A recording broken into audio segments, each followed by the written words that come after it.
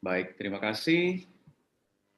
Assalamualaikum warahmatullahi wabarakatuh. Good morning, ladies and gentlemen. Welcome and thank you for joining us in this webinar held by the ITS Indonesia. I am Wahyu Wiwoho. I will be your MC and also moderator for the next hours.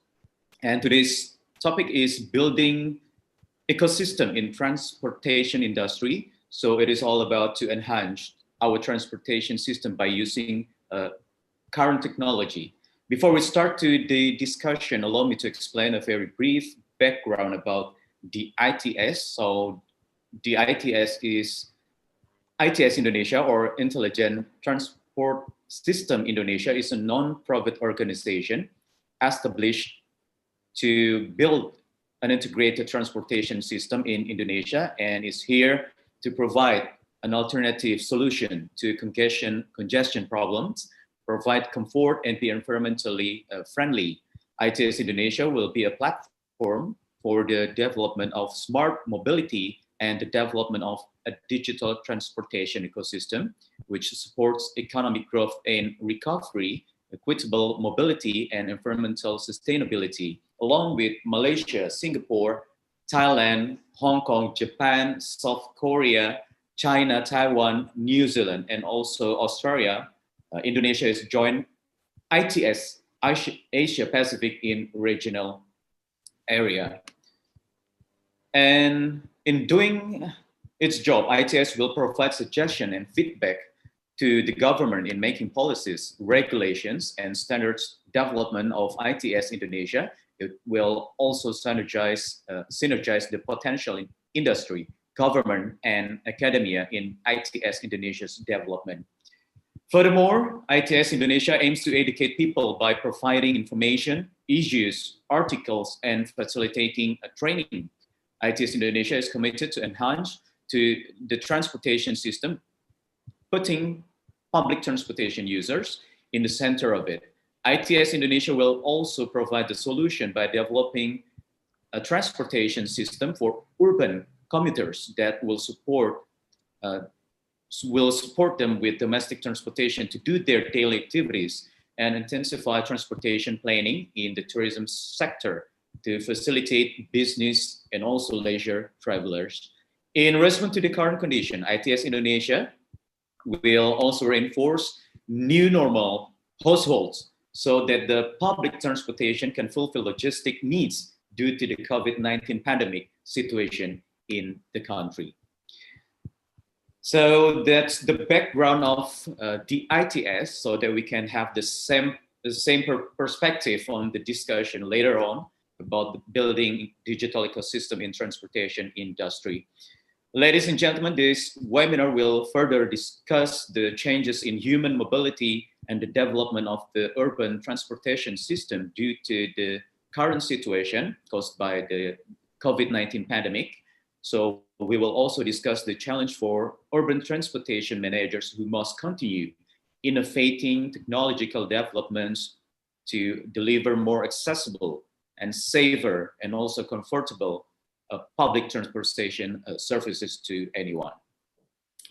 First of all, ladies and gentlemen, on behalf of ITS Indonesia, allow me to introduce you our distinguished guest, His Excellency Bambang Brojonegoro as Minister of Research and Technology, Chief of National Research and Innovation Agency of Republic of Indonesia. We are delighted to have you here, Pak Bambang. Apa kabar? Selamat pagi, Pak. Yeah, good morning. Thank you. Good morning. Terima kasih. And also we have Mr. Hamam Riza, President at the Agency for the Assessment and Application of Technology as our keynote speaker. Pak Hamam, apa kabar, Pak? Baik, terima kasih. Selamat pagi. Selamat pagi. And as well, furthermore, we have Mr. William Sabandar, the President of ITS Indonesia, will address his opening remark for today's webinar. Selamat pagi. Good morning, Pak Willy. Apa kabar? Good morning, Mas Wahyu.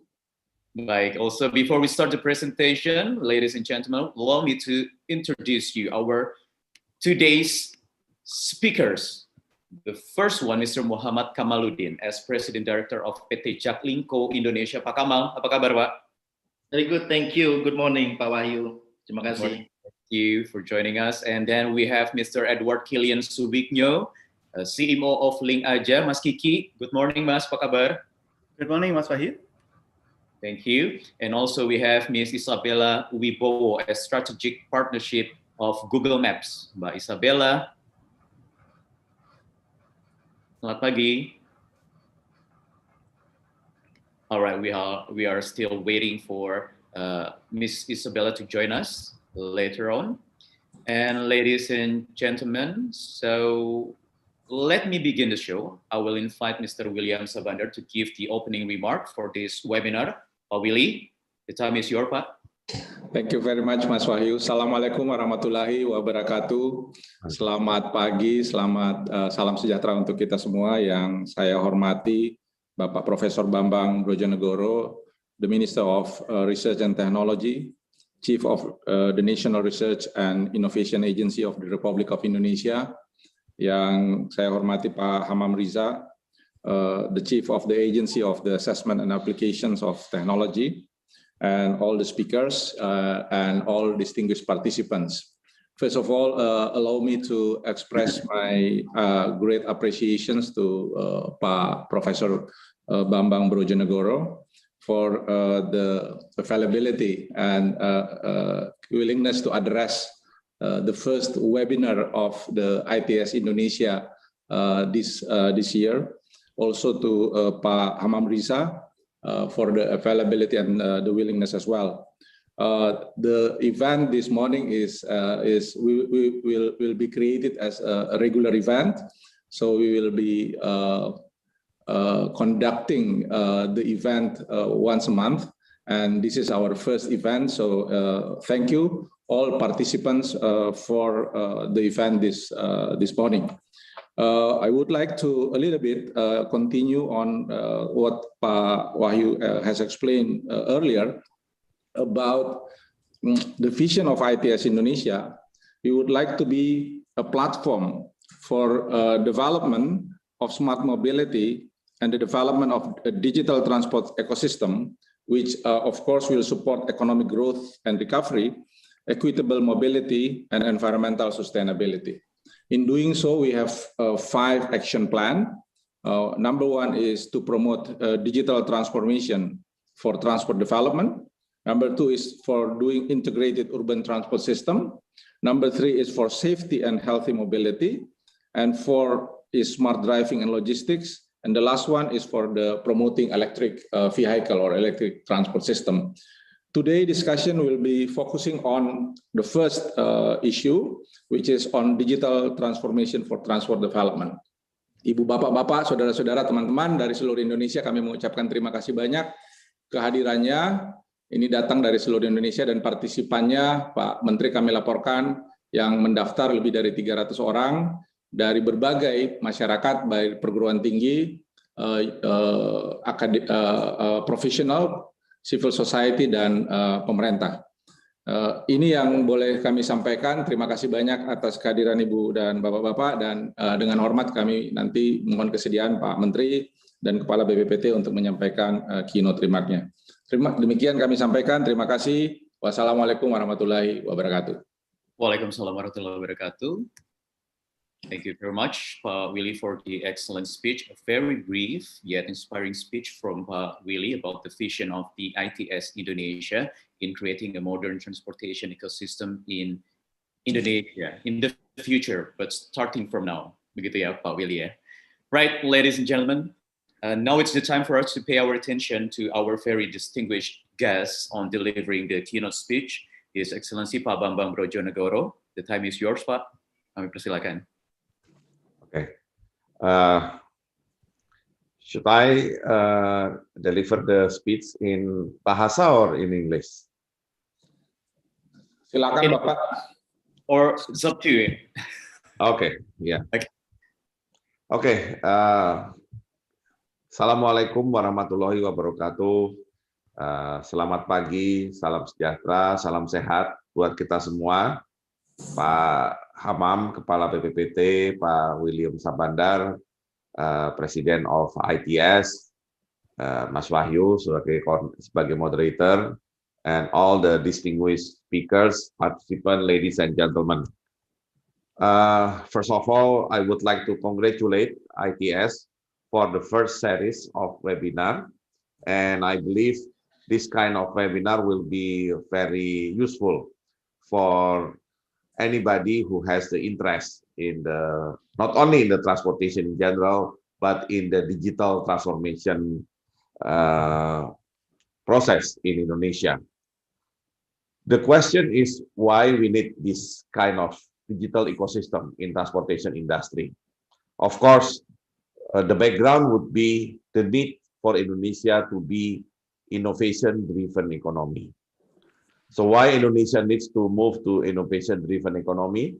Because we have the very high ambition to be one of the developed economy or high-income economy in 2045, when we celebrate 100 years of our independence.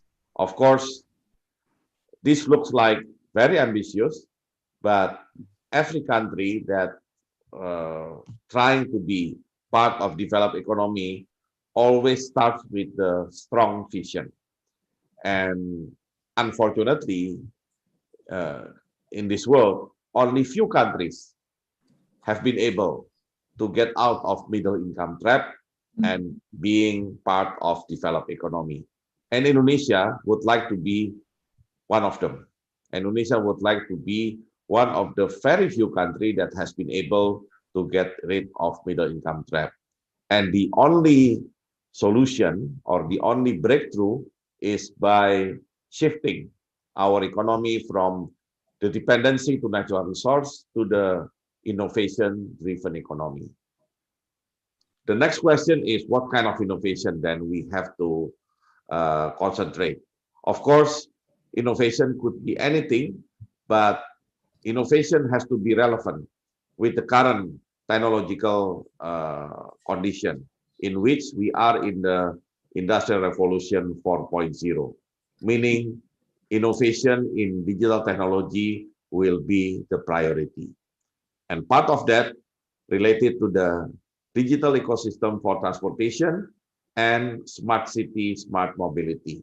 Again, the idea of talking about the urban area, especially this morning, would be very relevant. Number one, because majority of our population now live in urban area.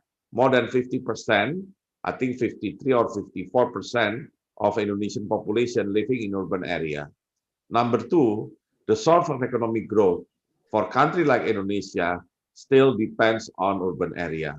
So the needs to implement or to apply digital transformation in urban area will be very critical and has to be the priority. Before we are talking about the digital ecosystem itself, let me describe about our national research priority that will support our future innovation. We have different areas of national research priority. Two of them very much related to our today's discussion, transportation and engineering products.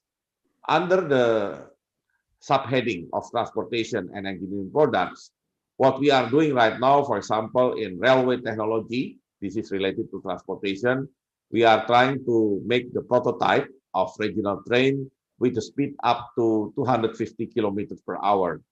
Hopefully, when we have been able to produce the train like this, then a company like William led company, PT MRT, could also use this kind of regional train and trying to reduce the dependency of imported stuff. And then on the air transportation, we are now working on N219 amphibious that can, I mean, the type of airplane, 19 passengers airplane that can land on the sea or on the coastal area. So it will help connecting Indonesia, not only in the tourism area, but also in areas that are relatively isolated with a very minimum infrastructure for air transportation. And talking about urban transportation, of course, now our focus, like other countries, is trying to work on electric vehicle. And as a side product, we also working on autonomous vehicle. But first, we are focusing on electrical vehicle. We already have the consortium of research for electrical vehicle consisting of 5 universities plus 2 agencies like Pak Hamam's agencies, PPPT and LIPI. And they are now working to develop the traction motor, platform and body, battery management system, charging system. I think BPPT is leading on this charging system, thermal management system, and smart transportation information system. So they are working separately. I mean, this each institution, but at the end, of course, we are now trying to get an integrator to make sure that Indonesia someday can really produce our own electrical vehicle, and after that, of course, the autonomous electrical vehicle. At the same time, we are also working on a big data analysis, in which we are trying to utilize the big data coming out of the transportation activities or urban activities in general. I remember when I was working in my dissertation, I had to work with a survey related to transportation called OD survey, origin destination survey. In the past, this survey was made using the real questionnaire, doing the real survey, primary survey. But today, I don't think this primary survey will be no longer efficient. We can even use the big data to create the OD matrix as a result of the previous survey. And using the big data, we can even get more accurate and more comprehensive data regarding origin and destination, regarding the traffic and mobility of the people. So this is the importance of big data to the transportation sector. Talking about the electric vehicle, let me focus a little bit on electric vehicle, because when we are talking about intelligent transportation system, then we are talking about the future. And the future certainly lies on this battery electric vehicle. Autonomous vehicle will travel around 66% of total passenger kilometer in 2040. So before we go to the autonomous vehicle, we know that this autonomous vehicle will be powered by this battery. And today, we are trying to make or to develop our own battery. Indonesia is blessed with the nickel, and it has been one of the advantage. Although we are still importing the lithium, but at least Indonesia now attracting quite many investors to invest in battery producers, to be a battery producers in Indonesia. But of course, we do not stop only on battery, but also we trying to make our own vehicles. And our focus will be on the bus and motorcycle. Why the bus? Because again, we are trying to promote more public transportation. So of course, we hope someday in the future, Transjakarta, for example, will use all electric bus. Not only big bus, but also medium bus and also motorcycle. Why motorcycles? Because Indonesia is one of the largest producer of motorcycle as well as the consumers. So I think it's good to trying to promote electric motorcycle for Indonesian market. And of course, it has to be supported by, aside from the battery, is the charging station. So that's why the role of BPPT is very critical. Without charging station, the electric vehicle will not work. And of course, the ideas of autonomous vehicle in the future will also be delayed. So we cannot be too late in developing this charging station. We have to create the charging station that as efficient as the current fuel station. And talking about the intelligent transport system, which is of course the heart of this webinar today, I would say the kind of the conclusion for the future transport system is cashless and humanless. Why cashless? Because of course everybody would like to get the comfortability by not having to pay every time they ride the public transportation. Instead, they can just pay using integrated system and no cash. Certainly, cashless has been kind of lifestyle in Indonesia. Slowly but sure, I think more and more people in Indonesia will be adjusted, will be accustomed to the cashless transaction. Why humanless? Of course, as I mentioned, in 2040, autonomous vehicle could be dominating our traffic.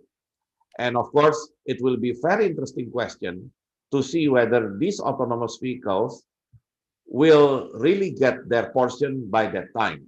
Of course, today is 2021, and we haven't seen a massive use of autonomous vehicle in any part of the world. Most of them only use this autonomous vehicle for kind of trial or pilot, a very small trial or pilot.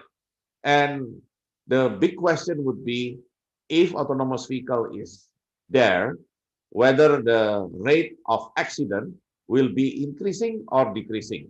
Because the main argument for autonomous vehicle is to reduce or to minimize the traffic accidents that caused usually by human error. So we will see whether this technology of autonomous vehicle will really minimize the accident. If they can minimize the accident, I think the autonomous vehicle will be quite dominant. Aside from autonomous vehicle, of course, whenever we have any transportation support in our cell phone, it's already the artificial intelligence support for transportation. If we can look for parking just using our cell phone, and also traffic flow analysis, I think Google Map, for example, they can also provide traffic flow analysis whenever we travel. That is the future of our transport system, in which artificial intelligence will be the key. And then aside from artificial intelligence, of course, we are talking about Internet of Things, in which fleet management, passenger information system will be very important for any transportation operators. Then they can really manage their transportation modes in a very effective and efficient way. So I would like to say that at the end of the day, the city like Jakarta has to be the example of this intelligent transport system. So the job of Pak William Sabandar, Pak Kamaludin, I think will be very difficult, because if you fail to ensure people about this intelligent transport system, then people will be back to the traditional transportation system that we know will create a lot of congestion. The ideas of intelligent transport system should end up with minimum congestion, the use of public transportation, and efficient traffic. And that can only be done if we really implement at the full level the availability of artificial intelligence, IoT, and all the big data.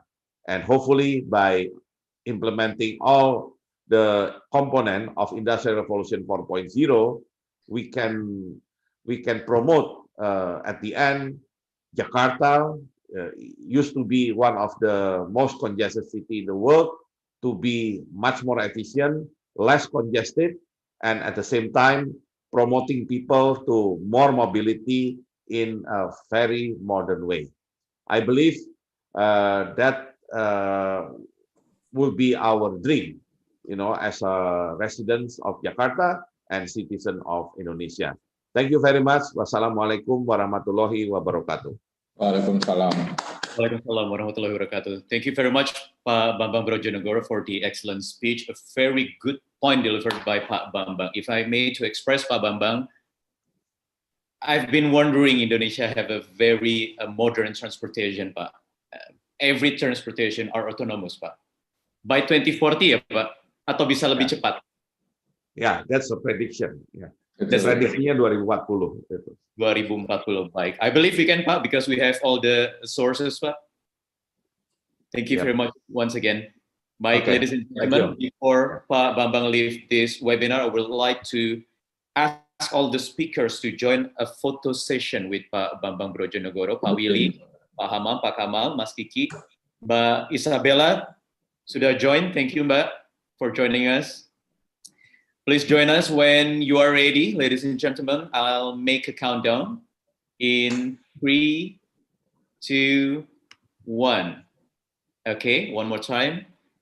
3, 2, 1. There you go. Thank you very much once again. His Excellency Bambang Brojonegoro, Minister of Research and Technology, also Chief of National Research and Innovation Agency of Republic of Indonesia. Allow me to express our gratitude for your support, Pak Bambang. Sekali lagi, terima kasih. Terima kasih Mas Wahyu dan semuanya. Terima kasih Pak Bambang.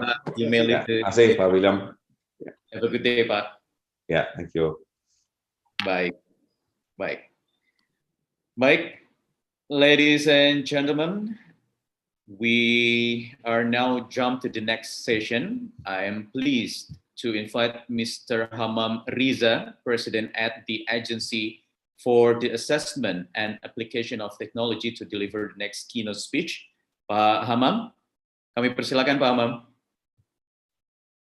Thank you, Mas Wahyu. Ladies and gentlemen, greetings. Very good morning to all of you. Assalamualaikum warahmatullahi wabarakatuh. Waalaikumsalam warahmatullahi wabarakatuh. Selamat pagi, salam Om Swastiastu, Nama Budaya, salam kebajikan, salam sehat untuk kita semua. I think I will be code switching for my speech here, since the minister himself already delivered the speech in Indonesia, so probably I will just deliver my speech in Bahasa. But I would like to greet yang terhormat Pak Menteri Riset dan Teknologi, Minister of Research and Technology, the President of the National Research and Innovation Agency, also my good colleagues, Pak William Sabandar, and all the speakers from Google Indonesia, from Link Aja, from Jaklinggo, and many others. I will not mention by names. I'm really sorry. And I'm very honored to be part of this webinar, Building Digital Ecosystem in Transportation Industry. This is really a relevant theme for all of us, as we are still fighting this pandemic COVID-19. Even after a year now, as you know that we started this in March 2020, and we are coming to the first year, I believe so, of having this pandemic COVID. So I think this webinar, Building Digital Innovation Ecosystem for Intelligent Transportation System, will be suitable as a topic that I would like to deliver to all of you in this webinar. Bapak Ibu yang saya hormati, kalau kita bicara tentang ekosistem digital, tentu kita memulainya dengan melihat apa yang menjadi driver. What is the driver for this digital ecosystem? This driver, which have been mentioned by the minister earlier, basically is how we could adopt to all what we understood as Industrial Revolution 4.0. In this case, probably we will be looking deeply into the existence of cloud computing, Internet of Things and robotics, AI, artificial intelligence, big data analytic. All of these technologies which are considered as a bigger part or the dominant part of having all the related sectors, the economic sectors, including transportation, moving forward with digital transformation. So I would like to emphasize in this area that having these technologies with us will basically create innovation towards delivering all the services, whether it is health services, whether it is in food resiliency, or in government, in bureaucratic reform, and many others area.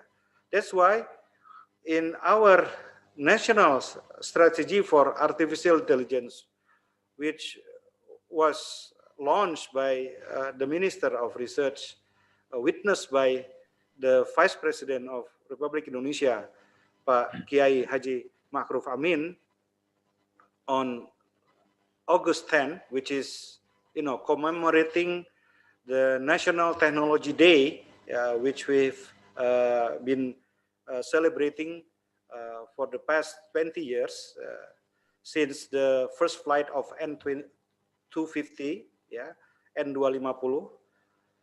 We launched this national strategy for artificial intelligence with a specific highlight on adopting AI for mobility, for smart city, for smart transportation, and many other priority sectors.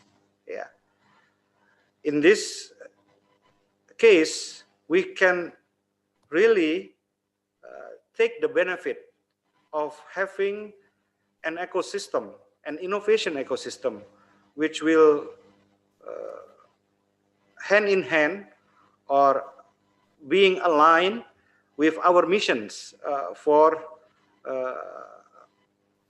getting Indonesia towards the vision of 2045. In this area, we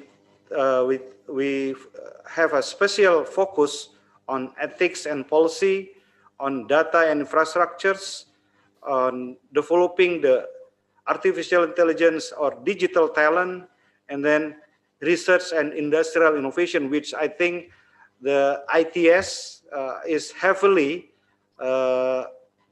moved by all the creativity and the innovation created among all the related stakeholders. Again, innovation ecosystem cannot be realized if we are not getting together in pentahelix synergy and collaboration, where we basically, this ecosystem will involve the research and development institutions, universities. It will also emphasize on the participation from the transportation companies, from the logistic companies, from the hospitality companies, which basically will create the value change to create a better public services. In this case, for transportation system, for urban transportation system, and our supporting system for delivering safe and secure transportation system toward the people of Indonesia. Jadi Bapak Ibu yang saya hormati, kalau kita bicara tentang ekosistem inovasi ini untuk intelligence transportation system, then we can quote what have been said by Peralos di bukunya Intelligent Transportation System Technologies and Application. yang menyebutkan bahwa ITS merupakan gabungan dari pengaplikasian pemanfaatan teknologi informasi dan komunikasi. Ya, jadi kita betul bicara tentang digital ecosystem karena memang yang mendrive intelligent transportation system ini adalah bidang-bidang yang terkait dengan teknologi informasi dan komunikasi di bidang transportasi. Tetapi bukan berarti juga kita tidak bicara dari sisi bagaimana energi, bagaimana infrastruktur, bagaimana teknologi, bidang teknologi lainnya yang memang saling terkait, yang membentuk sebuah life cycle ya di dalam pemanfaatan intelligent transportation system ini. Dan selain itu juga kalau kita mengikuti apa yang disampaikan oleh Susan Sahin ya, ini menyebutkan bahwa teknologi ini sebenarnya akan mengintegrasikan keseluruhan daripada komponen daripada transportation system itu. Kita tidak hanya bicara tentang kendaraan, tadi Pak Menteri sudah bicara mengenai electric vehicle ataupun kendaraan bermotor listrik berbasis baterai, mungkin kita harus bicara lebih jauh lagi terkait dengan driverless vehicle. Bisa bicara tentang autonomous vehicle. Dan itu semua bisa terbangun dengan digital ecosystem. Mungkin itu juga yang kalau kita memperhatikan ceritanya kenapa Tesla itu dibangun di Silicon Valley gitu ya, bukan di Detroit ya. Saya baca itu. Ya. Karena memang yang mendrive electric vehicle itu adalah sistem cerdasnya, information communication teknologinya, adalah digitalisasi daripada semua proses tersebut yang ada di dalam produksi kendaraan, dalam hal ini kendaraan bermotor listrik berbasis baterai. Dan karenanya ITS ini haruslah kita dekati dengan ekosistem inovasi untuk seluruh komponen yang membentuk ekosistem dari ITS itu sendiri. Digital ekosistem merupakan bagian daripada ekosistem ITS yang memang harus kita dorong agar kita mampu mencapai apa yang kita harapkan secara bersama-sama, partnering antara users, antara authorities, dengan seluruh masyarakat, ya, itu merupakan bagian daripada ekosistem inovasi untuk intelligent transportation system.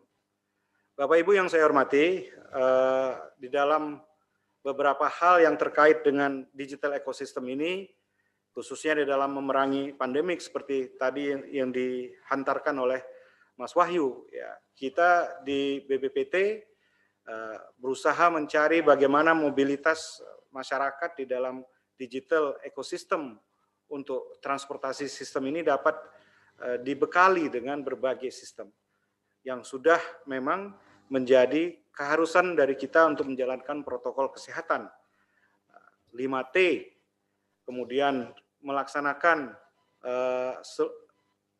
5M maksud saya, 3T, testing, tracing, dan treatment, serta seluruh upaya kita untuk menghindari dari terpaparnya COVID-19. Dan oleh karenanya di dalam berbagai kesempatan kita sudah melihat sistem digital ini berjalan untuk mempermudah perjalanan pergerakan manusia sebagai bagian daripada sistem transportasi kita sendiri. Kita tentu saja haruslah bisa bekerja di dalam sebuah ekosistem. Kalau tidak, solusi-solusi yang kita hasilkan itu akan merupakan fragmentasi ataupun segmentasi. Dan itulah tujuan dari membentuk ekosistem agar keseluruhan aplikasi terkait dengan testing dan tracing misalnya contohnya di dalam sebuah digital ekosistem ini bisa berjalan dengan selaras antara health alert card dengan peduli lindungi dengan sistem yang lain. Dalam hal ini Kementerian Riset Teknologi bersama-sama dengan BPPT juga sudah melaksanakan clearing dan audit teknologi dalam pantau COVID-20 kita sebutnya, ya PC20 ini, di mana kita bekerja sama dengan Peruri misalnya untuk menghasilkan health passport, ya, yang akan kita cobakan untuk memberikan sebuah konsep, ya, travel corridor yang bisa menjadikan bukan saja paspor dalam cross border, tetapi health passport ini untuk menyatakan sebuah track record dari seorang traveler dari satu tempat ke tempat yang lain, dan secara bilateral itu bisa kita laksanakan dengan sistem ataupun ekosistem digital. Masih banyak lagi saya kira yang akan kita upayakan, dan di sini kembali kita ditantang, di-challenge. We are really looking forward to the collaboration and synergy, especially from ITS, which organize the whole ecosystem of intelligence transportation system in Indonesia, that we will able to actually take this synergy into really integrated product, yeah, for people, for mobility, and for the urban transportation system. Dengan demikian kita juga akan bisa kemudian melihat pengembangan teknologi-teknologi yang lainnya, karena pada akhirnya kita akan dapat membangun ITS ekosistem yang mungkin Bapak Ibu mungkin lebih paham daripada saya di sini terkait dengan bagaimana ekosistem ITS itu yang bentuknya seperti rumah ini ya Pak, terdiri atas physical layer, communication layer, operational layer, dan service layer itu bisa terintegrasi di dalam sebuah ekosistem yang terdiri dari berbagai stakeholder, dari multi stakeholder.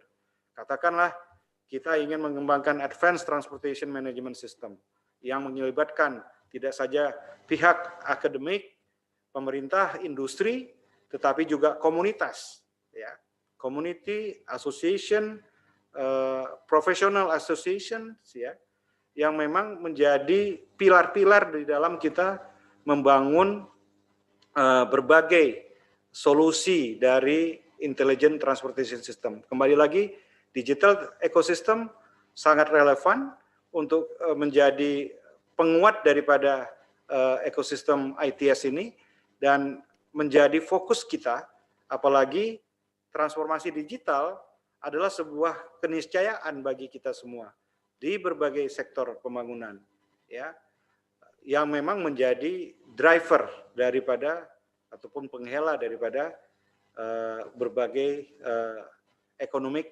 activity, economic sector yang dalam upaya kita keluar dari pandemi COVID ini dalam upaya pemulihan ekonomi nasional.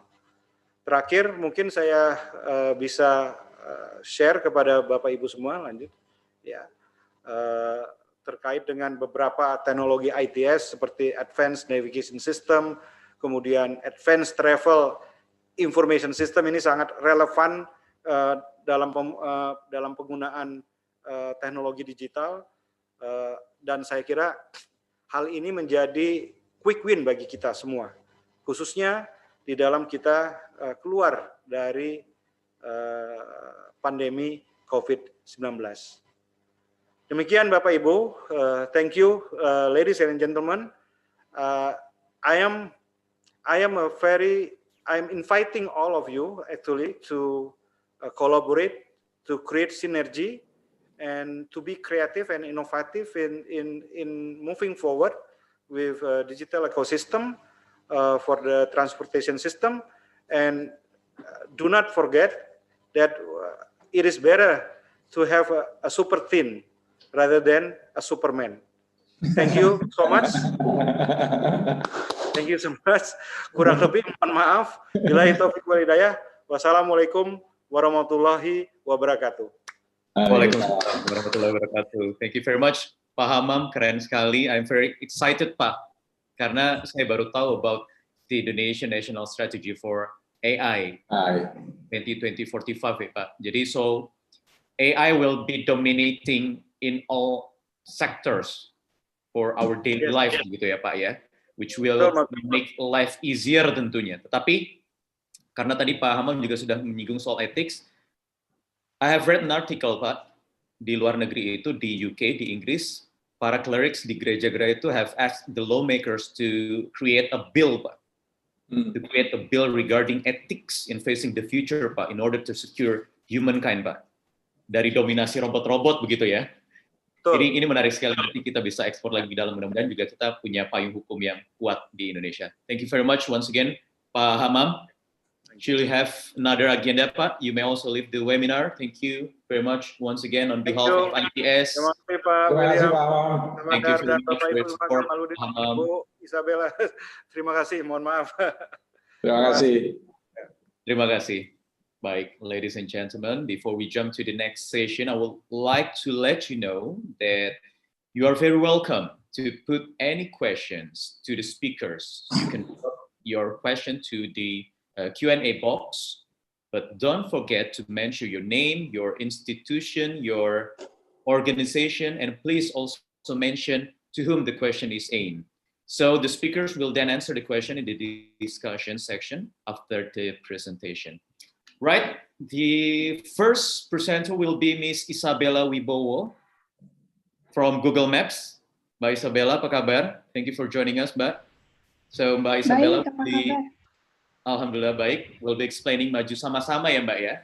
Jadi partnering with users and authorities around the world to help citizens navigating wherever they are.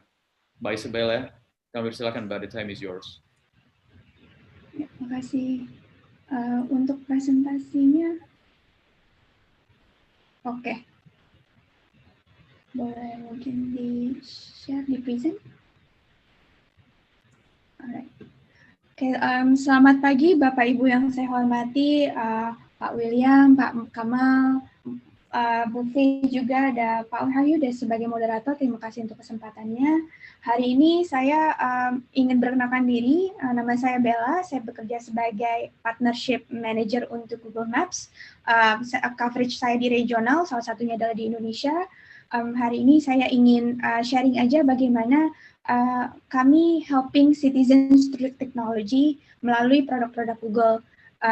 Delivery materi ini akan mungkin saya campur-campur bahasa Inggris dan bahasa Indonesia mengikuti jargon yang akan saya berikan. Akan saya mulai sekarang. Terima kasih. Please. Next slide. Next slide lagi. First, I would like to introduce Google Maps. Google Maps, the free product, as you know, from Google, and people will use it to navigate, to find places where they want to go. And we are now in Google. Google Maps is one of the 200 products that we have, and every year we are adding more products as well. And Google Maps is actually one of our few products that has more than 1 billion users all over the world. Next slide, please. In Google itself, we do have a big mission, which is to organize world information and make it universally accessible and useful. Next slide. Next. So useful itself is actually a keyword, and we emphasize it in all the missions of all the Google products, especially Google Maps. In Google Maps, the mission is translated to assist people everywhere as they navigate, explore, and getting things done in the world. In Bahasa, maybe it's going to be a bit more relatable, is to membantu orang di mana saja, kapan saja, untuk bernavigasi, bereksplorasi, dan menjadi produktif atau getting things done. Nah, untuk misi ini, for this mission is very closely related to the advanced progress of information, digital information during this internet age. In the world, most of the data in the world actually has location component. According to Forbes, actually 90% of data in the world has a location component in the last 2 years, and actually has been a huge increase in connected devices across all industry, especially the advanced industry of IoT. So that was only on the past 2 years. On the next 2 years, we will see even more data in the world that has location component. Next, please. So in Google Maps, we know our goals to help people navigate their cities by having 4 pillars. One is to empowering mobility, because we have more than 1 billion users using Google Maps across the world to navigate their cities. Second is to help the economic impact, because we understand that every cities in the world has spent billions of investment in infrastructure. So by synergying with us, we are helping the cities as well to allocate or to direct or to adding passengers orderly and also efficiently by giving them choices on where to go and how to go there. Third is about the safety, accessibility, and transparency. We always strive to map the reality of the stations, routes, and transportations units all over the world to give our citizens the information they have when they need it. And the last one, maybe is more prevalent nowadays, is environmental stewardship. So we give the citizens the tools to move away from vehicle to find alternative transportations that is more environmental friendly. Next slide. From Google Maps perspective, on our global coverage, we have covered 99% of the world's countries and including their territories. It translates to 64 million kilometers of roads mapped by 2017, and definitely it's more right now. And also we do have 150 million places, including all the small, medium businesses across the world. And every month we are seeing new 700,000 places added across the world. In Google Maps, not only that, we also supported 74 languages around the world, and it means that you can use Google Maps wherever they are using the language that they are comfortable with. Next. After talking about the global coverage, talking about transportations, multimodal and urban mobility cannot be separated in the topic. Next, so I want to take a little step back to share about Indonesia. How is it right now? In Indonesia, we are seeing almost 200 million population, or 73% of population in Indonesia are connected to internet. Not surprisingly, they are concentrated in Java, and most of them is actually accessing internet through their smartphone. So we can assume two things. One is they have huge chances to be exposed to Google products, including Google Maps. And the second assumption is most people do have to get out from their house to go to their job places or to be productive every day. So most of them are most likely are using transit in their daily life. Next. So talking about transit, we also have to talk about the multimodal. So what is multimodal? Multimodal is actually trips that combines more than 2 or more modes and usually involve transit to complete a journey. So transit is very often the dominant leg in these journeys. And we are seeing about 95% of multimodal trips actually including transit as their main leg. So we are seeing this multimodal is very important for us to help our users. So from next, in the multimodal world,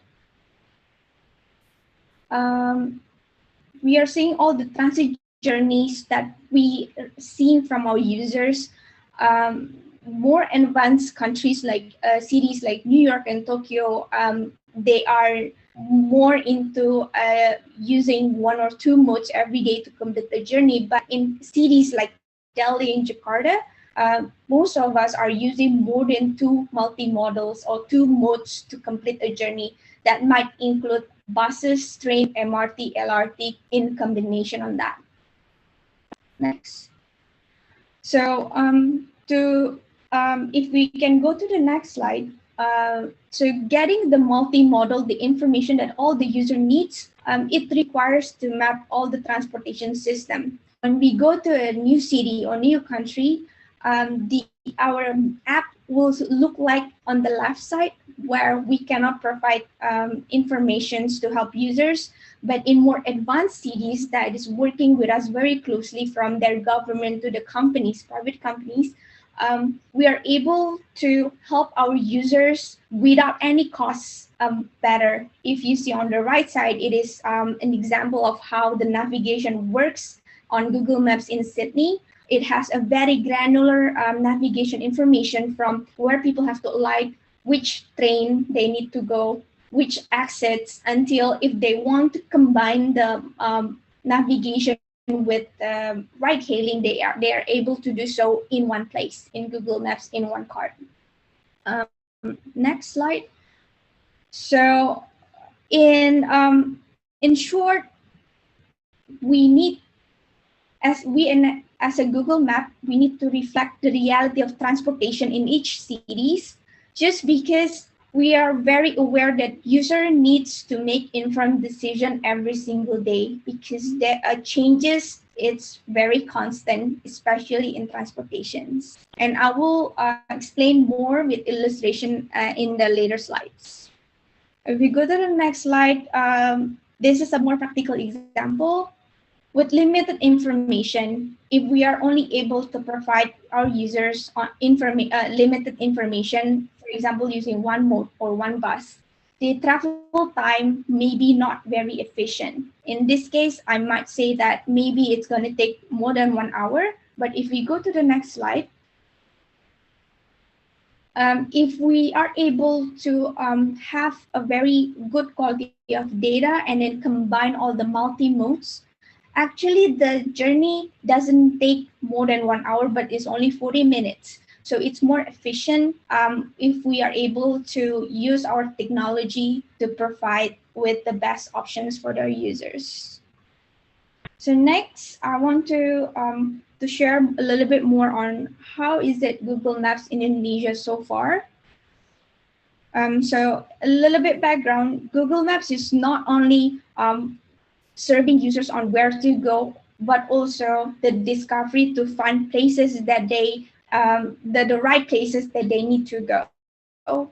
And also we have some features that allows people to make it easy on their daily tasks, especially like booking tables in restaurants, and also like to find the phone number of a specific places. So to begin with, it's very natural for me to share that Google Maps in Indonesia, we really care about the public transportation's information. Feature of public transit and multimodal is already been launched for a few years right now. So it integrates between walking, all the public transit, for example, LRT, MRT, buses, informal buses, and also biking, walking, and other modes as well right now. So user can sort it from this settings, which navigation they want to see first. Is it because they want to find the cheapest one, or the most convenient one with less walking, or they want to check out which navigation options which is the fastest for them to go. The second one, we cannot deny that Jakarta people usually, or the big cities in Indonesia,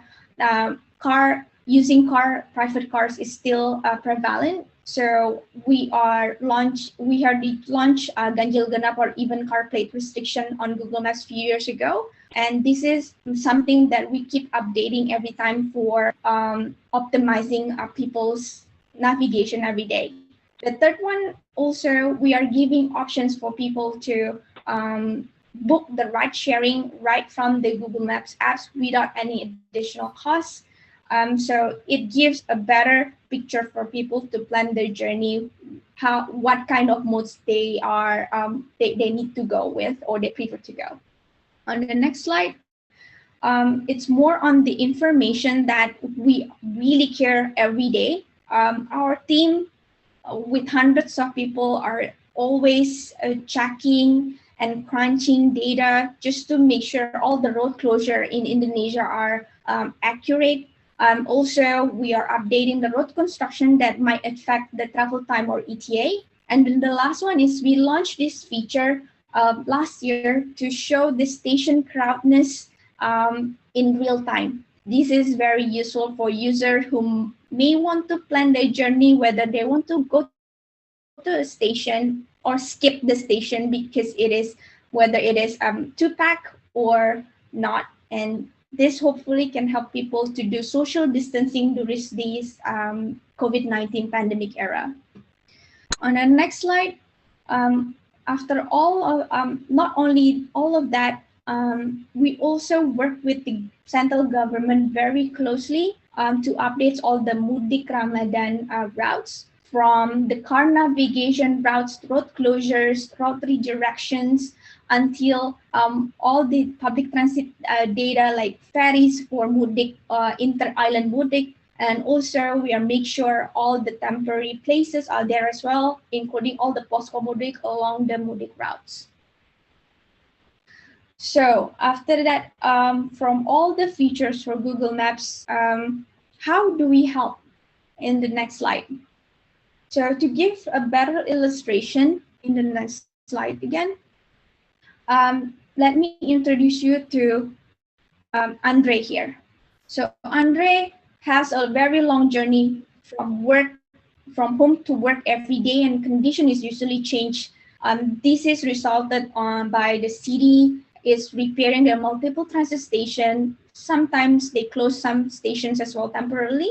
And in addition to that, it's in rainy season and it really impacts the certain routes and resulting in delays in closing. So next, just imagine. A few more minutes. Yeah. Just imagine if Andre has a lot of information to plan the data. He can check which way to skip or which route to skip. And the next one. Next slide. I give you another sample of Jennifer. Yeah, you can keep in the slide. Jennifer is actually a doctor working in a hospital, always go at home, finish her shift at late at night. She doesn't like to wait in the bus stop alone. So with Google Maps real-time data, she will be able to check whether she wants to take this bus or whether she needs to get out from the building and start walking to the bus stop now. Next one, I'm going to run through very quickly, maybe a little bit over time. I'm sorry about that. Next slide. Next slide, please. Sorry.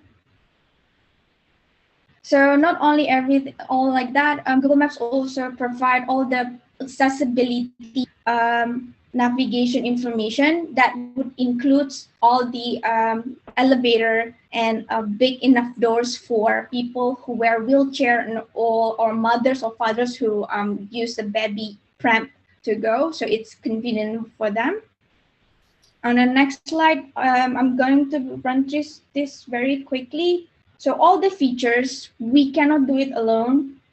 So how we keeping the information fresh and accurate? The first one is our biggest partner, our most important partners is our users themselves.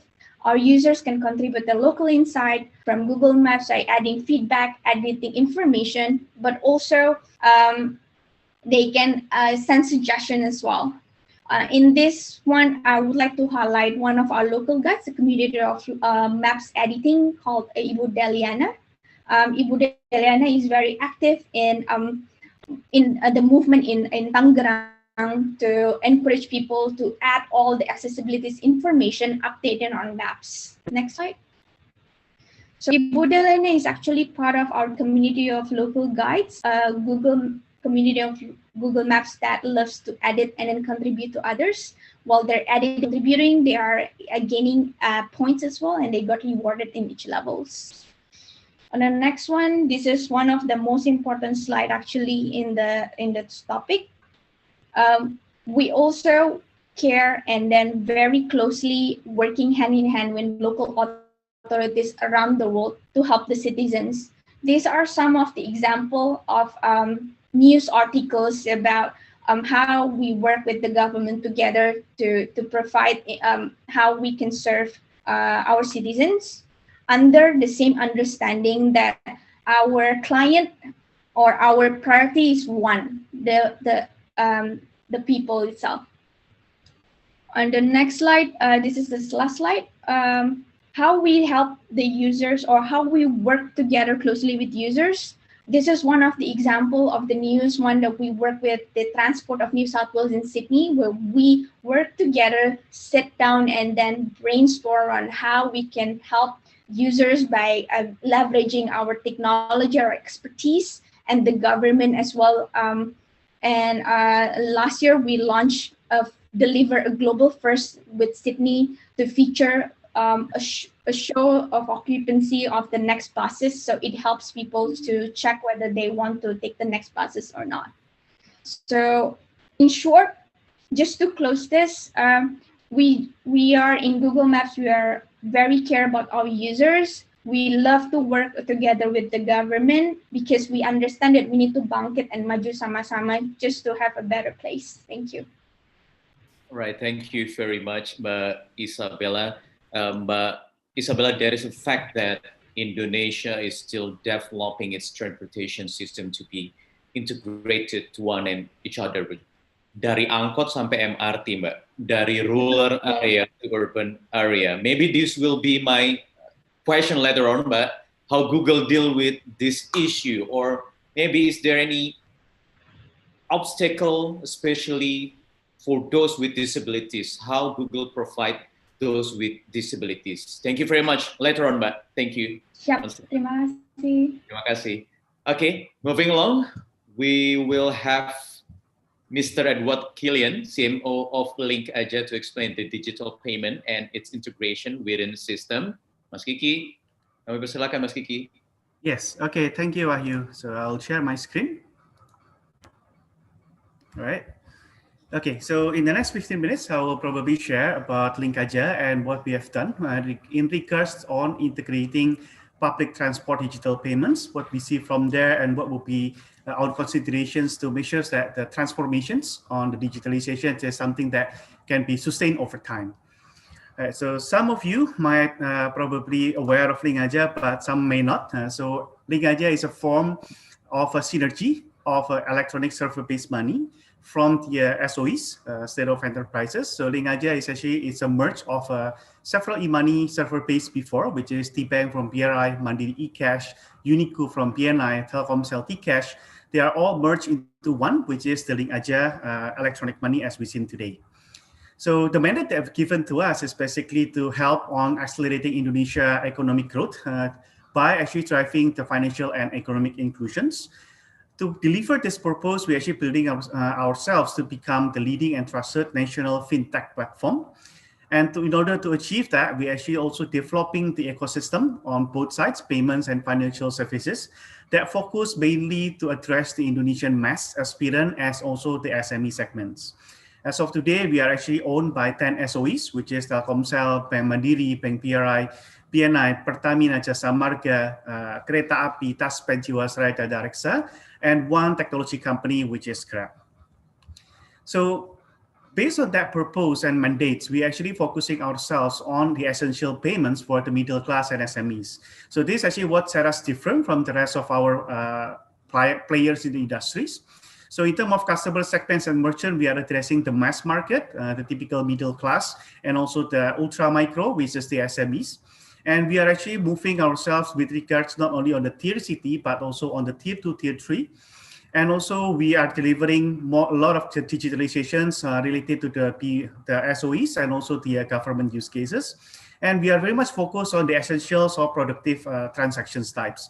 So this actually will going to explain to you that's why Link Aja is not easily found in the, for example, the lifestyle malls and so on and so forth, because the mandate is not really to addressing the lifestyle business, but the mandate is basically on the financial inclusion, which is addressing the typical middle class and the SME sectors. So within 1.5 years since we actually launched in 2019, mid-2019, we have built the comprehensive essential payment ecosystem. This is actually starting from the telecommunications, the merchants, nationals, and also local merchants, e-commerce, utility bills payment, and what we're going to discuss deeper, which is the transportations. And then also the financial services, we built in also the cash in and cash out points, working together with the local governments on the tourisms, as well as the fuel payments and so on and so forth. And started last year, April 2020, we also make this payment ecosystem, the comprehensive one, accessible through what we form as the Sharia services of Link Aja. And in addition towards that, we also built the Sharia ecosystem, which related to the Islamic Education Center, and then the halal market, and then the Kurban, and so on and so forth. So in regards to the digitalizations in this pandemic era, we cannot deny that the pandemic is actually driving and accelerating the contactless payment usage. This is actually taken from the McKinsey research. We can see that actually on the this part on contactless payment, we can see there is a significant increment on the usage, 23%, while actually the other form, for example, debit credit card, is actually declining during the pandemic time. And this is happening not only on the essentials payments, like, for example, the groceries and so on and so forth, but we also see this actually happening on the multiple payment transactions, because we understand that people still need to become productive. They still need to do their daily activities, but they also would like to follow the health protocols to make sure that they can actually protect themselves from the pandemics. So in regards to this, we're also doing a lot of digitalizations in terms of transportations. So just to explain a little bit about what we have done in digitalizations in the multimodal transportations, I would probably try to take a minute of your time to actually share this video. Di masa ini, pilih transportasi nggak cukup yang nyaman, tapi juga harus aman. Biar nggak kena macet, ya ojolan. Grab atau Gojek bisa, tapi yang nggak bisa naik berdua. Naik Bluebird untuk berduaan, bisa aja. Tapi siap-siap nggak bisa selap-selip. Naik kereta biar hemat dan cepat, bisa aja. Tapi yang nggak bisa berhenti semaunya. Kalau bawa mobil sendiri sih bisa, tapi harus isi BBM sendiri. Untuk semua transportasi, bayarnya cukup pakai link aja. Lebih aman tanpa sentuhan.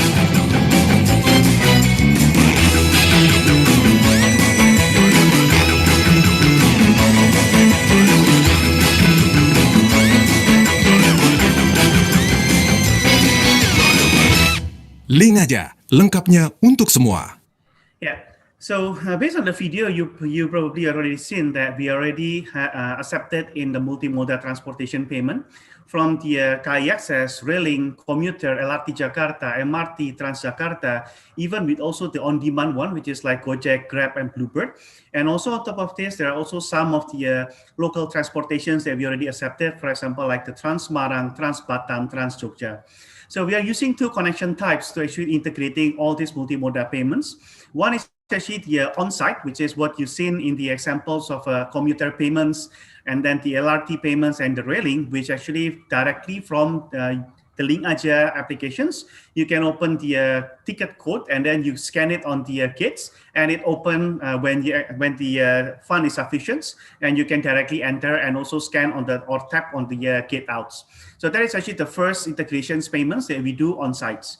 The second integrations that we are also doing, this is also related with the MRT Jakarta, Transjakarta, and all the rest of the on-demand transport. We're also doing the app integrations, where Link Aja will become the source of fund on any transactions within the applications of our partners. And all of this is actually accessible for both the regular Link Aja services and also the Sharia service of Link Aja. So with regards to digitalizations, the main challenge is basically about transforming the customer behavior.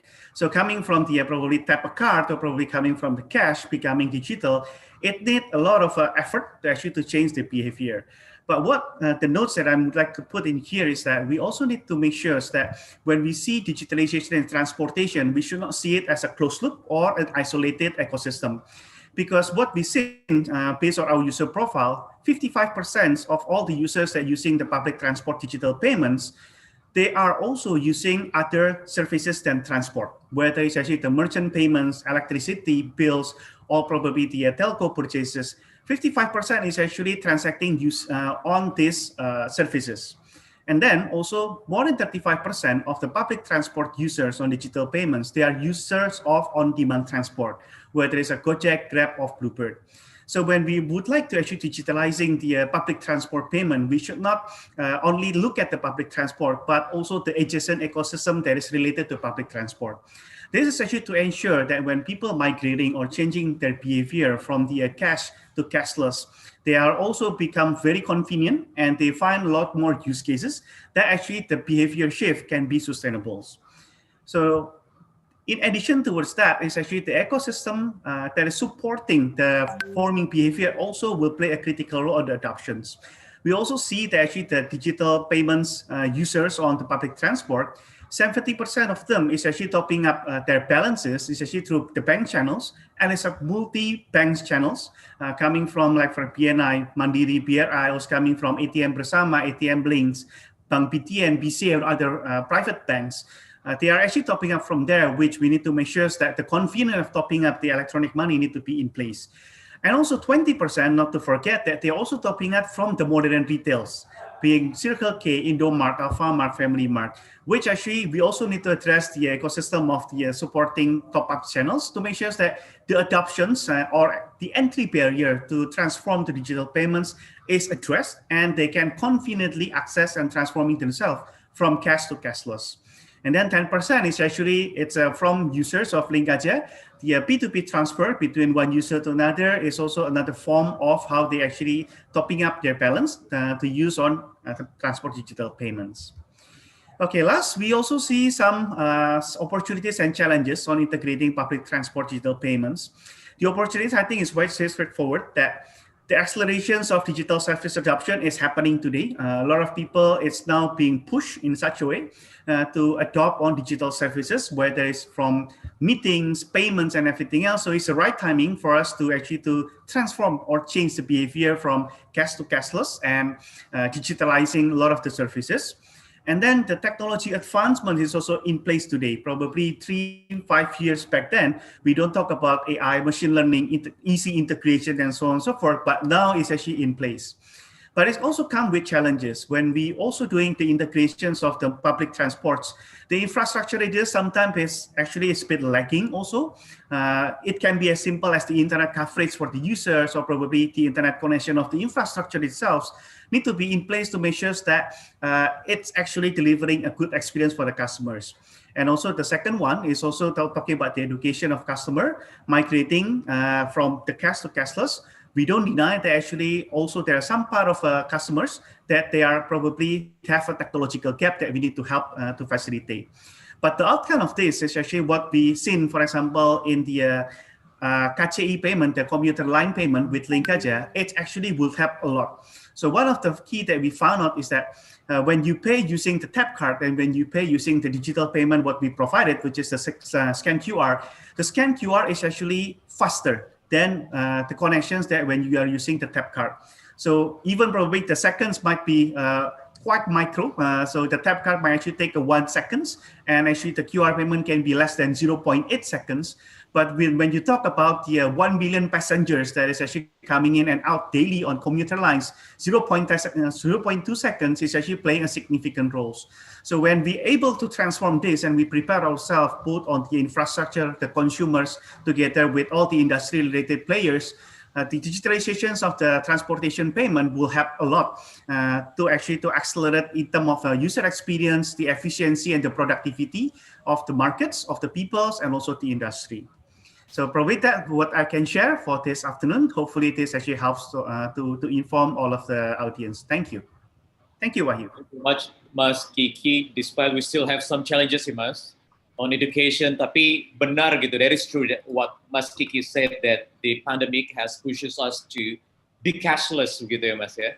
Jadi Yes, crucial time for Link Aja to exist as a solution the integration through digitalization. Thank you very much once again, Mas Kiki. Thank you. The next presenter will be Mr. Muhammad Kamaluddin as the President Director of PT Jaklingko Indonesia. Pak Kamal will be explaining the digitalization of the payment system for public transportation in Jakarta. Pak Kamal. Thank you. Good morning. Selamat pagi, salam sehat, Pak Wahyu, distinguished guests, Pak William, and all the panelists. It is a pleasure for me to represent Jaklingko Indonesia, the company that was recently established in Jakarta to integrate payment and fare for intermodal public transport in Jakarta. And for my presentation, I will explain the best practice in digital ecosystem in payment integration, and what the world is calling now the mobility as a service, or MaaS, as the bigger picture of this digital ecosystem. So the next slide, I just want to show, the future is bright, really, on the transport digital ecosystem. Just to give the flashback from the presentation from His Excellency, the Minister Menristek, and also from the head of BPPT. There's a lot of opportunity for innovation in digital ecosystem for transport, and ITS will be the forefront of this innovation to provide the standard and also to provide recommendation for future innovation. And in my context, I will explain the part related to the transport, on the public transport, on the mobility as a service, and on the payment. So to show the definition of digital ecosystem, just to show the context of where we are. I use the reference from Gartner on digital ecosystem. Basically, digital ecosystem involve a lot of parties. There's a lot of operators. There's also people, stakeholders, and as Minister mentioned this morning, it's involve IoT, Internet of Things, AI, intelligence, and also cloud computing. As Hamam mentioned, there's a lot of components that has to work together here. And what is really important here is the standardized digital platforms to make sure that these all components can work together, and we can have the mutually beneficial purpose. And this is where Jaklingko is coming into the context. And we want to be part of the platform, and we want to work together with all operators, with all the digital companies like Link Aja, Google, many others, to work on the digital ecosystem for transport in Jakarta. And I will show some best practices to show why Jaklingko is established in the way that we are developing today. So as Isabella presented previously, in many users, we start from the first mile, continue with the public transport, and finish with the last mile. And this involves a lot of modes of transport. It involves a lot of navigation, and there is a physical aspect of it, and there's a digital aspect of it. The context that where we are today, we have to use a lot of apps. We have to use a lot of platforms. For using first mile, we have to plan on order the first transport. We continue with the second mode of transport, and that continues until the end. And on top of that, there is also a map application that you have to open as another layer. And as you can imagine, this is not efficient, not effective from the user point of view, and also not efficient from the operator point of view. As Minister mentioned this morning, imagine if we have one centralized big data for all the transport in the city. It will help a lot for the operators to make it more efficient, and also it will help the government to do more analysis in the future. Minister mentioned earlier about the origin destination survey, origin destination analysis. Those kind of analytics can be made easier by having one single platform that Jaklingko Indonesia is going to develop. And we also take a look at different modes, and this involves so many different modes. And if you can go to the next slide, we think about all the public transport, private transport. So in the future, the ideal app, this is best practice from UITB, by the way, the Railway Association globally. The ideal app must be able to plan, to order, to do payment, as well as to track the public transport and give the comparison. So For example, if you want to have the mix of transport that will help you reach the destination faster, if you want to find a mix of destination that can make you more comfortable, or you can also compare the cost of using your own private cars. And by doing that, we hope that we will give the right information to the public on making decisions on whether they use public transport. And this will also push the modal share of public transport in the future, because people will later realize that actually using public transport is easier. It's also more affordable and also more sustainable for the environment. If we take a look at the key expectations from all parties here, starting with the expectation from the customer, we want to make sure that they can trust the platform, that the information is accurate. It's also simple. It's easy to use. It also provide the open access to all mode of transport. And also there is a flexibility and personalization. In the future, for example, if you have a regular commute from home to office, you don't have to choose the address of your home and your office anymore. It will be easier for people just to be recommended. Every 7 o'clock in the morning, for example, they can just click one button, and the app will order the transport, and the payment will also come from the same app. And the expectation from transport operator also here to gain more customer relationship. This will be easier by having the transparent data across the transport operator. There will be also a fair share of revenue. So in the ideal context, which Jaklingko is going to implement in the future, we will have the integrated fare or integrated tariff, whereby people will get some discount by combining several public transport, and they will pay less. And it is possible because we will also be supported by the regulation from the local government as well as from the central government. And also there will be set accounts from each operator to be able to be analyze their own passenger, and also the liability for the whole journey to make sure that people reach the destination on time by mixing different types of transport. And in the future, I mean, as a general public, people will expect more utilization of public transport, and also the impact to the economy. So what the mass look like? What digital ecosystem for transport look like? I mean, this is just an illustration of the best practice from the UITP, in which the current situation, as Pak Kiki mentioned, people are mixing between mobile payment, card payment, and also some cash still used for taxi, for example. In the future, I mean, this has to be simplified. So people can probably go to the cashless, only using mobile app and cards. And in the future, it will be more ideal if the card and mobile payment can also be consolidated in what we call the account-based ticketing.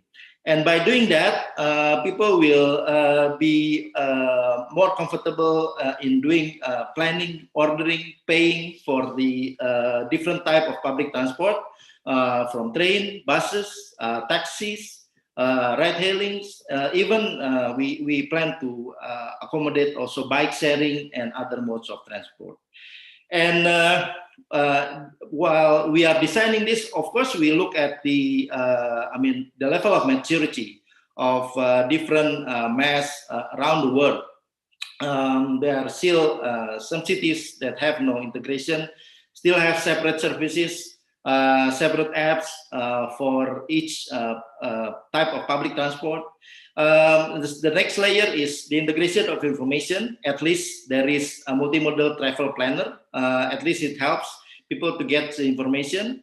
The next step is the integration of booking and payment, and the higher level integration of the service offer that include the integrated fare. For example, if we have like a mix of 3 or 4 public transport that we use. For example, commuter line, and then you continue with MRT Jakarta, and then you end the transport with Transjakarta at the end.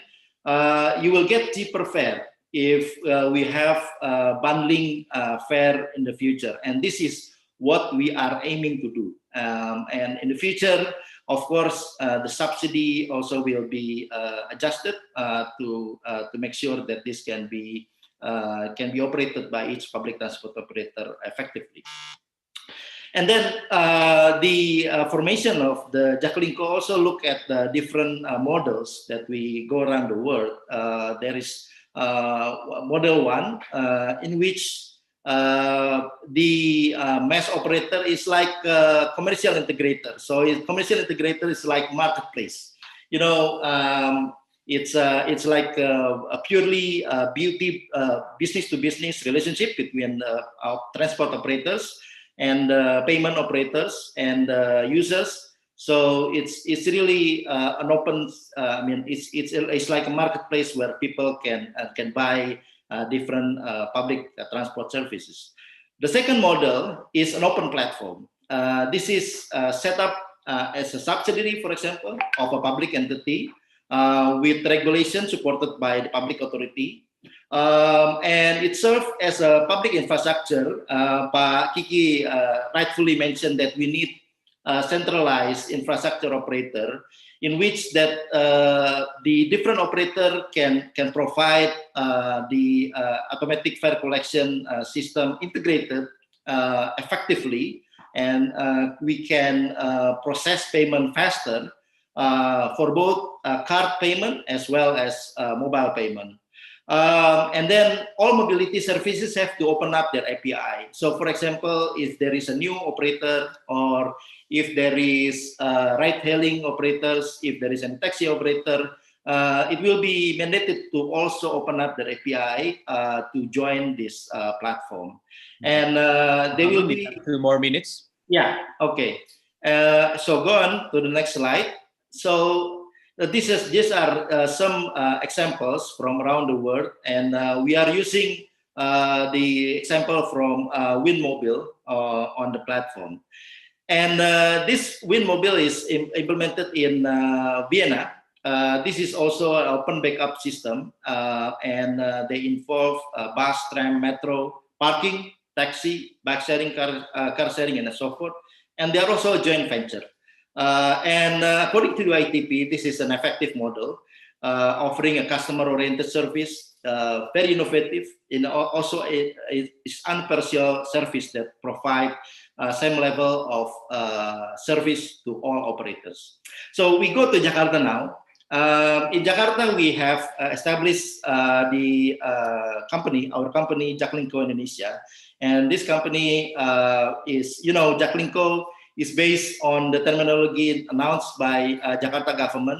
You see this picture of the network of farm fields, and this is a beautiful illustration of how Jaklingko will provide both physical transport as well as the integration in terms of data. And Jaklingko Indonesia is playing the role in integration of data and integration of payment. Next slide.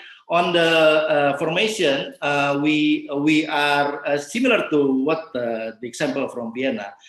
We are a joint venture of 3 different transport operators, and also MITJ is another joint venture of MRT Jakarta and Kereta Api Indonesia, in which we will be able to have the mandate to integrate data and payment for 5 different modes of transport. So we will include MRT Jakarta, we will include Transjakarta, LRT Jakarta, KCI, commuter line, and also railing. And we already have the mandate based on the Governor Regulation number 63, 2020, on the assignment to the BUMD to integrate payment across the mode of transport. So in the illustration, the next slide, what we are going to do is we are going to integrate both the mobile app payments and also the information for the public transports, and also the payment by cards and so forth. We will be the backbone for all this function for the different modes of transport in Jakarta, and it will be extended in the future to include ojek, online, ride-hailings, taxis, and so forth. And on the tariff side, on the fare side, this helps to answer the question also from the audience, that we will integrate the fare for each transport operator in Jakarta. We will have a new governor regulation to set up a new fare that will allow people to pay less if they combine several modes of transport. And it is made possible because we will have us as the platform for the integration of data and payment in Jakarta. And we will deliver this in 3 different phases. The first phase in this year, next slide, we will introduce what we call the central clearinghouse system, and people will be able to use a simple app that we will release, and also the card, the smart card, to enjoy this integrated fare that will be released later this year, end of this year. And also in phase 2 is what we call the mobility service, will be launched in March next year, in which we will extend the integration to other modes of transport like ojek online, the ride-hailings, taxis, and so forth. And in the future, we will also introduce what we call account-based ticketing. Account-based ticketing, this will be helpful to give the right price to the right passenger. So we will give the profile, and we will have the profile of students, the elderly, the disabled, and also low-income public. They will have a special price, and they will get the special price by registering their profile in the app. And then last but not least, I think the last slide is about the opportunity for partnerships for the audience. If there is any public or private transport operators, other public transport operators who would like to join us in this platform, we will have an open platform, and we can have an open communication in the future. Also, we look for digital advertising agency that can help us support the enrich the function in the app.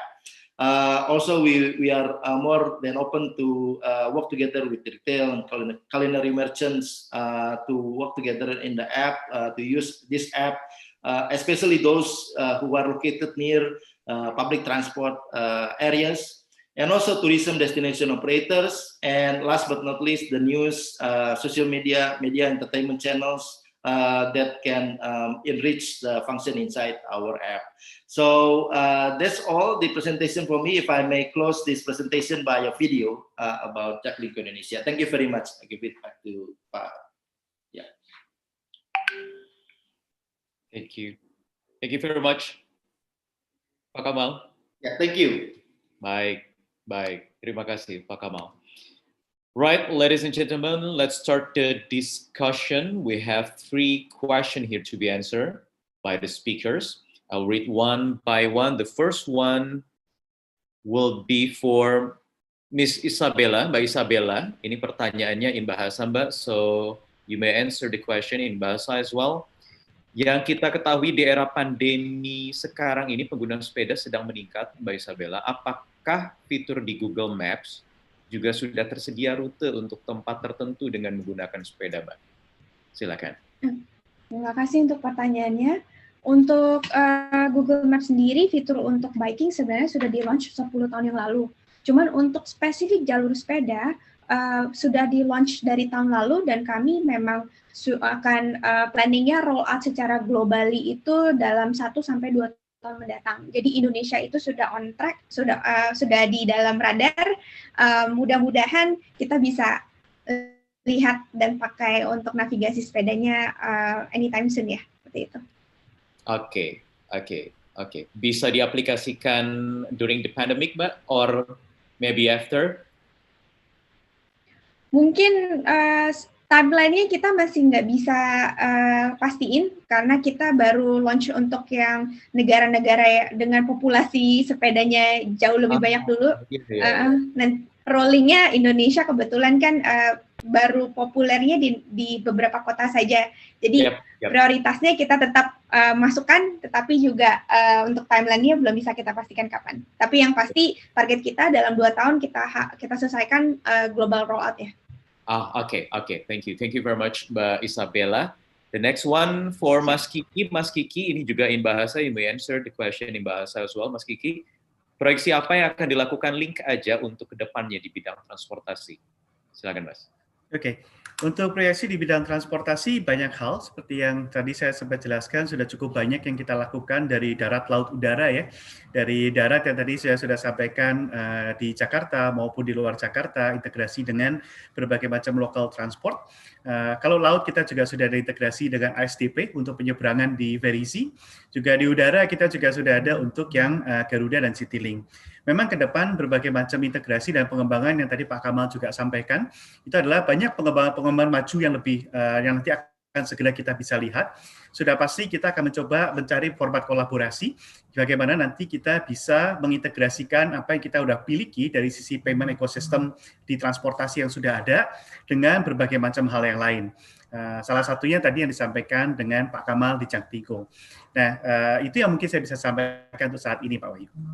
Baik, Mas Kiki, terima kasih. Mudah-mudahan ini terjawab dari pertanyaan kedua tadi ya. Sekarang ketiga, ini sebenarnya untuk Pak Kamal ini sudah dijawab tadi secara komprehensif ya Pak Kamal ya. Pertanyaannya dalam penggunaan aplikasi pembayaran digital, masyarakat menginginkan efektivitas dan juga kemudahan, Pak.